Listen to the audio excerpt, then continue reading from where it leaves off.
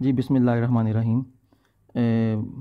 Basic graphic ornaments, इस वाली assignment में हमें तीन बातों का ख्याल रखना है। सबसे पहली बात तो ये है कि ये असाइनमेंट का जो बेसिकली मकसद है वो ये है कि जो आपके पैरेलल स्पेसेस हैं इनको मैनेज किया जाए, ठीक है।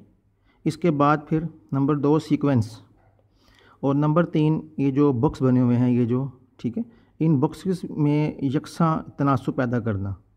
अब ये तमाम चीज़ें टेक्निकल हैं और इन तमाम चीज़ों का फ़ायदा होता है लेटर्स की बनावट में, ठीक है ना। ख़ास तौर पर जो आपके लार्ज लेटर्स हैं जो अपर केस में आते हैं, या जो स्काई लेटर्स हैं उनके अंदर भी, उसके बाद लार्ज केस में भी, ठीक है जी। इसको ख़ास याद रखिएगा। लेसन नंबर 7 है, बेसिक ग्राफ ऑर्नामेंट्स है।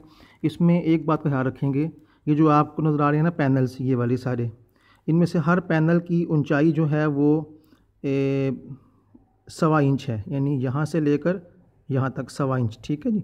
और इनकी चौड़ाई जो है ये 1 इंच है, ठीक है। ज़रा गौर से देख लीजिए इनको ताकि आपको हर बात समझ में आ जाए।